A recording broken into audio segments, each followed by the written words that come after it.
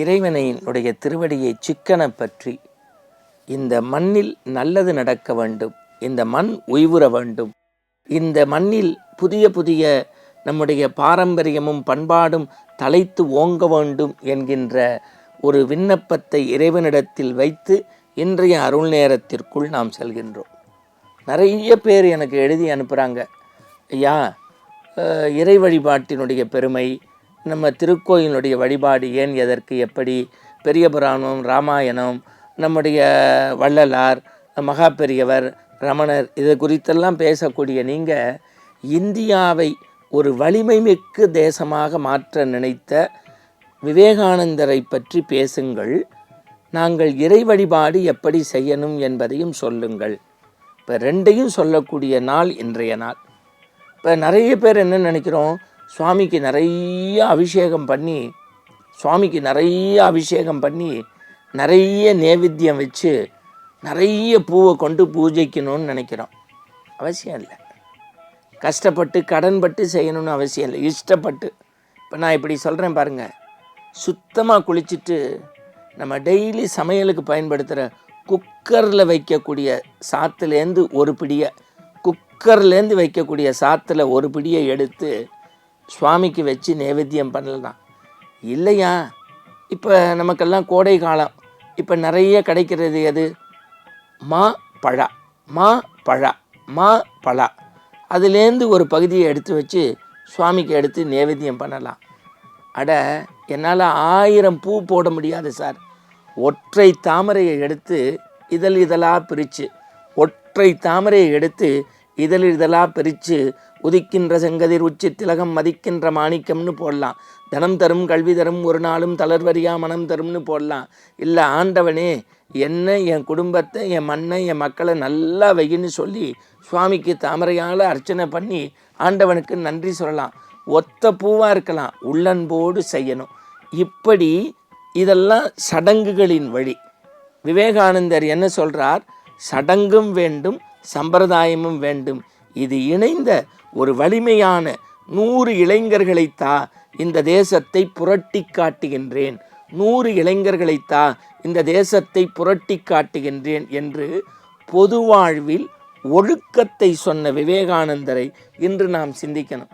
அவர் பள்ளிக்கூடத்தில் என்னவாக போகிறேன்னு குதிரை வண்டி ஓட்ட போகிறேன்னாரு. உடனே அழுதுகிட்டே டீச்சர் வெளில அனுப்பினோன்னு வந்து அம்மாட்ட சொன்னோன்னு குதிரை வண்டி ஓட்டு, இந்த தேசத்தை வலிமையாக நடத்தக்கூடிய கண்ணனை போல குதிரை வண்டி ஓட்டுன்னாரு. ரைட்.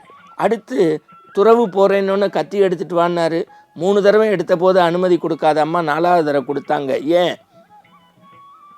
கத்தியினுடைய பிடி என் பக்கமும் கூர்மை உன் பக்கமும் இருக்கிறது.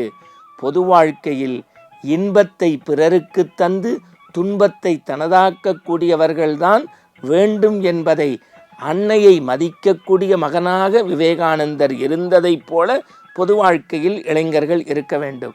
அடுத்து ஒரு குரு பக்தி வேணும். அவர் சொல்கிறார், நான் நிறைய விஷயங்களை என் மனம் நினைத்த போது கூட என்னை பக்குவப்படுத்தி நெறிப்படுத்தி மண்ணின் மரபார்ந்த விஷயங்களை மௌன மொழிகளில் புரட்சி செய்த பகவான் ராமகிருஷ்ணர் தான் என்னை புனிதப்படுத்தினார். சரி, அப்போ அயல் நாடுகளுக்கு போனால் இந்த தேசத்தின் பெருமையை நிலைநாட்டக்கூடிய வழிபாடு செய்யணும். எப்படி? உள்ளூருக்குள்ளேயே குண்டு சட்டிக்குள்ளேயே நம்ம குதிரை ஓட்டிக்கிட்டு இருக்கிறது இல்லை. அயல் நாட்டுக்கு போனார் விவேகானந்தர். 12 நாளுக்கு முன்னு சகோதர சகோதரிகளேன்னு பேசினார். அப்போ எல்லாரும் ஓடி வந்து வியந்த போது கூட அவர் என்ன சொன்னார்? மறந்துடாதீங்க, ஒரு பெண் சொன்னா, நான் உன்னை திருமணம் செஞ்சுக்கிறேன்னு. இல்லை, நான் உனக்கு குழந்தை மாதிரி, உன்னுடைய குழந்தையா அன்னையை ஏற்றுக்கொள்வாயா? அப்போ என்ன உலகத்தரம் வாய்ந்த சிந்தனை மனிதனுக்கு இறை நுட்பத்தில் வேண்டும். எல்லாம் முடிஞ்சு இந்த பாராட்டு பரிசு வரும்போது மனம் பேதலிக்கும். அந்த மாதிரி விவேகானந்தருக்கு நடந்ததான் ஜெய்ப்பூர் சமஸ்தானத்தில் பெரிய பாராட்டு விழாவான். அப்போ அந்த ஊரில் இருக்கக்கூடிய தலைமை விளைமகள் தான் இவரை நடனமேற்று வர்றதா நிகழ்ச்சி ஒப்பிட்டுக்கிட்டு இருக்காங்க. ஆனால் இவர் பத்திரிகையை பார்க்குறாரு, நான் முற்றும் துறந்த ஒரு முனிவர், ஒரு ஞானி நிலையில் இருக்கேன். ஆனால் 5 புறங்களையும் அடக்கி ஆளக்கூடிய எனக்கு யாரோ ஒரு பெண்மணியின் நடனமான்னு வருத்தப்பட்டு வாசல்ல போய் உட்கார்ந்திருக்கார். அப்போ அந்த பெண்ணு மேடைக்குள்ள வந்து தன்னை அலங்காரம் செய்து கொண்டு ஒரு பக்த மீராவினுடைய பாடலை எடுத்து, அபங்க பாடலை எடுத்து தம்புராவை மீட்டினாலாம். அந்த பாட்டினுடைய கருப்பொருள் பாரஸ்கல். பாரஸ்கல்னு ஒரு கல் உண்டாம். அந்த பாட்டினுடைய கருப்பொருள் பாரஸ்கல்லினுடைய இயல்பு என்ன தெரியுமா? ஆடை வெட்டுறாங்கல்ல கசாப்பு கடைக்காரன், அந்த அருவா மேலே பாரஸ்கல் பட்டாலும் அது தங்கமாக மாறிடும். திருக்கோவில்களில் சாமியினுடைய பீடத்தையும், சுவாமி எனக்கு இதில் திருப்பாச்சிங்கிற உலோகம், அது மேலே இந்த கல் பட்டாலும் அது தங்கமாக மாறிடும். அது ஆட்டுக்கடைக்காரனுடைய அருவாளுக்கும் இறைவன் சன்னதியில் உள்ள இந்த செப்புக்கும் வித்தியாசம் பார்ப்பதல்ல. அதுபோல நீ உண்மையான தலைவன் என்றால் நான் அசுத்தமானவன்தான்.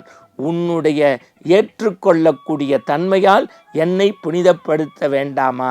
அப்ப பகவான் விவேகானந்தர் சொன்னாராம், எனக்கு